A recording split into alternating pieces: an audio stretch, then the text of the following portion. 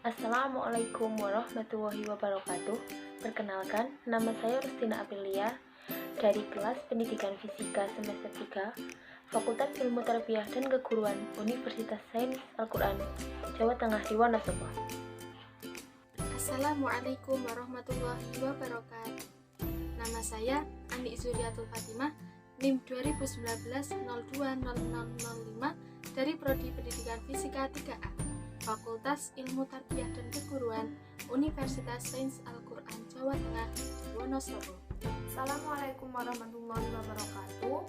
Perkenalkan, nama saya Alfa Melania Fikriah dari kelas Pendidikan Fisika semester 3, Fakultas Ilmu Tarbiyah dan Keguruan Universitas Sains Al-Quran, Jawa Tengah.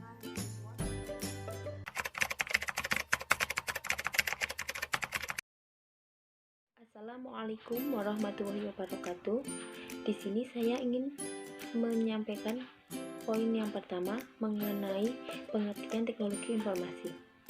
Kata teknologi bermakna pengembangan dan penerapan berbagai peralatan atau sistem untuk menyelesaikan persoalan-persoalan yang dihadapi oleh manusia dalam kehidupan sehari-hari.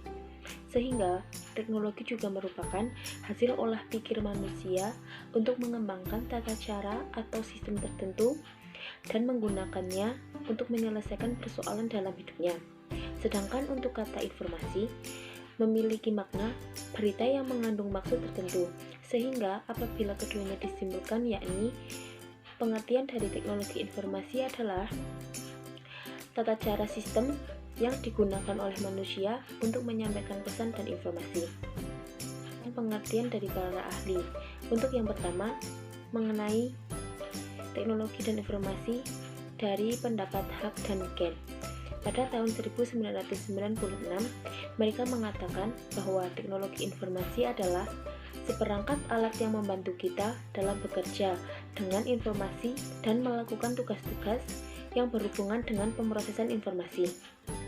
Yang kedua, menurut Martin, pada tahun 1999, teknologi informasi adalah teknologi yang tidak hanya dapat digunakan pada teknologi komputer yang akan digunakan untuk memproses dan menyimpan informasi, melainkan mencakup teknologi komunikasi untuk mengirim atau menyebarluaskan informasi. Yang ketiga, menurut William dan Sawyers, pada tahun 2003, teknologi informasi adalah teknologi yang menggabungkan komputasi atau komputer dengan jaringan atau jalur komunikasi kecepatan tinggi yang membawa data, suara, dan video. Yang keempat, menurut Oxford English Dictionary, teknologi informasi adalah hardware dan software yang bisa termasuk di dalamnya jaringan dan telekomunikasi yang biasanya dalam konteks bisnis atau usaha. Dan yang terakhir, menurut ITTA atau Information Technology Association of America, teknologi informasi adalah suatu studi perencanaan atau perancangan implementasi, pengembangan, dukungan, atau manajemen sistem informasi berbasis komputer, terkhususnya pada aplikasi perangkat keras dan juga perangkat lunak komputer. Alat-alat teknologi informasi yang tidak asing bagi kita yakni komputer. Dan alat-alat teknologi informasi yang lainnya ada yang berupa telepon, faksimil, fiber optik, dan lain sebagainya. Dengan perkembangan teknologi informasi sekarang, cara penyampaian informasi pun berkembang pesat. Teknologi informasi ini sudah berkembang dari zaman dahulu hingga zaman sekarang. Pada zaman dahulu terbagi menjadi 3 masa, yaitu masa prasejarah, masa sejarah, dan masa modern.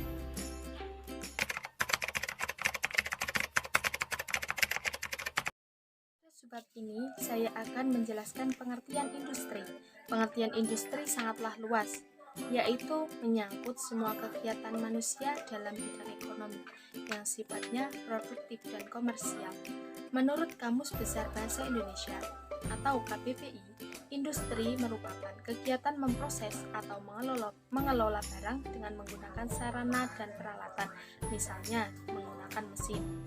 Mari kita simak pengertian pengertian industri menurut para ahli. Yang pertama, oleh Tegus S. Pamudi. Beliau adalah seorang penulis. Beliau mengatakan bahwa industri adalah sekelompok perusahaan yang menghasilkan suatu produk yang bisa saling menggantikan satu sama lainnya. Yang kedua, oleh Imade Sandi. Beliau adalah seorang profesor. Beliau mengatakan bahwa industri adalah suatu bentuk usaha guna memproduksi barang jadi melalui proses produksi penggarapan di dalam jumlah yang besar, sehingga barang produksi tersebut dapat diperoleh dengan harga yang rendah namun dengan kualitas yang setinggi-tingginya. Yang ketiga, menurut Undang-Undang Nomor 3 Tahun 2014, industri adalah seluruh bentuk dari kegiatan ekonomi yang mengelola bahan baku atau memanfaatkan sumber daya industri sehingga dapat menghasilkan barang yang memiliki nilai tambah atau manfaat yang lebih, termasuk juga jasa industri. Yang keempat, Hinsa Siahan. Beliau adalah seorang penulis. Beliau mengatakan bahwa industri adalah bagian dari suatu proses yang mengelola bahan mentah menjadi bahan baku atau bahan baku menjadi barang jadi, sehingga menjadi suatu barang yang memiliki nilai bagi masyarakat. Dari beberapa pendapat para ahli tersebut, kita dapat menyimpulkan bahwa industri adalah usaha atau kegiatan pengolahan barang mentah atau setengah jadi menjadi barang konsumsi yang memiliki nilai tambah untuk mendapatkan keuntungan bagi produsen. Yang ketiga yaitu CEM, Computer Aided Manufacture. CEM merupakan teknologi pencernaan, pengaturan, dan pengontrolan perbuatan produk dengan bantuan komputer. Tujuan dari pengembangan sistem CEM dipusatkan untuk mengurangi interaksi dengan operator. Software ini lebih berfungsi sebagai tools atau alat untuk mengontrol atau mengoperasikan mesin produksi dalam proses manufaktur. Yang keempat yaitu CAPP, Computer Aided Process Planning. CAPP adalah penggunaan teknologi komputer untuk membantu dalam proses perencanaan dari bagian atau produk di bidang manufaktur. CAPP adalah hubungan antara CAD dan CEM dalam menyediakan untuk perencanaan proses yang akan digunakan dalam memproduksi di bagian yang dirancang. Ada subbab berikutnya yaitu penjelasan umum aplikasi yang digunakan dalam bidang industri. Yang pertama, CAD, Computer Aided Design, or CADD, Computer Aided Design and Drafting. CAD adalah software komputer untuk membuat atau merancang atau menggambar sebuah benda atau bagian dari benda tersebut dalam bentuk 2 dimensi maupun 3 dimensi. Seiring dengan berkembangnya teknologi, para pengembang mulai berinovasi dan menciptakan software khusus untuk menggambar dalam bentuk 3 dimensi yang lebih advance dan rumit, seperti animasi. Fungsi CAD yaitu yang pertama, pengembang desain. Yang kedua, analisis desain. Yang ketiga, simulasi desain. Yang keempat, peninjauan kembali dan evaluasi desain. Yang kelima, perbaikan dan modifikasi desain. Kemudian pembahasan yang kedua yaitu CAE atau Computer Aided Engineering. Pengertian CAE adalah penggunaan program komputer untuk menyelesaikan persoalan-persoalan engineering dalam menganalisa maupun mengoptimasi suatu produk atau bagian-bagian dari produk tersebut. Tentang cara penggunaan teknologi informasi dalam bidang industri. Yang pertama yaitu CAD atau CAD, Computer Aided Design. Sistem dari CAD ini dijalankan melalui PC untuk desain dan pemodelan 2 dimensi serta proses drafting.